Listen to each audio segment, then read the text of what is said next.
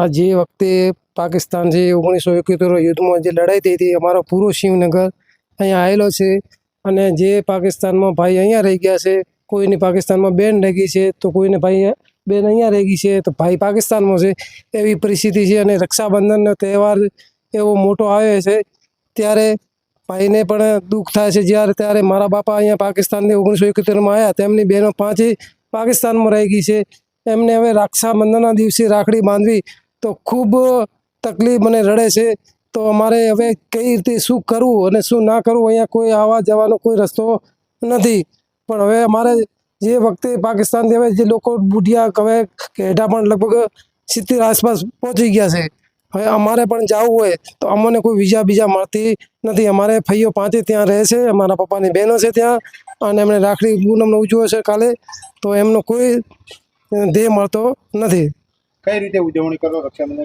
રક્ષાબંધનની ઉજવણી એવું કે રક્ષાબંધનના મોબાઈલ ઉપર રાખડી મૂકી અને ભાઈને મોબાઈલ દ્વારા વિડીયો કોલ કરી અને પપ્પાને હું બતાવું કે પપ્પા આ રાખડી બાંધે છે એવું, ને પપ્પા રડે છે, બેન રાખડી બાંધે ત્યારે મોબાઈલ દ્વારા વિડીયો બનાવો છો અમે, અને મોબાઈલ દ્વારા અમારે વાતચીત થાય છે. બીજી કોઈ અમારે અવર જવર થતી નથી. વિઠ્ઠલભાઈ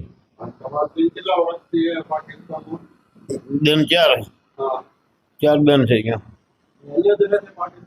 અહીંયા રહે એટલે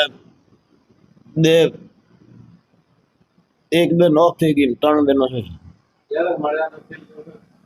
હું તો મળ્યો લગભગ 25 વર્ષ થયા. ના કોઈ નહીં શું ના વાત હવે એ ફોન કરે, ક્યારેક લગાવે તો લગાવે, છોકરો લગાવે, એમ તો કોઈ વાત નથી થઈ.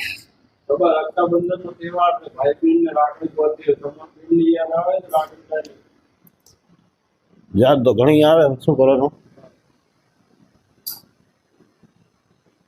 સરકાર સમક્ષ કોઈ માંગ કરી? હા, સરકાર સમક્ષ કોઈ માંગ કરી તમારે? ના, સરકાર આ પ્લોટ આલ્યા હતા, જમીનના પૈસા આલ્યા હતા, જમીન લીધી. મારે શું નામ છે તમારું? મારું નામ રતન. તમારા ભાઈ ક્યાં રહે?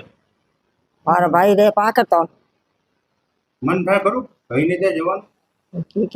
મન છે કે પાકિસ્તાન જવાનું ઘણું તે પણ ખાટલે પડે કી જાવ પાછું હતા જોઈએ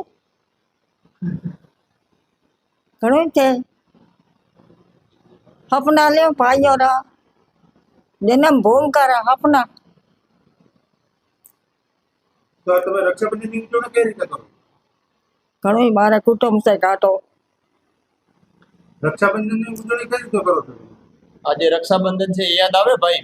હા, ઘણા આવે, બધે આવે જાય, અમે જાઉં ને. હા.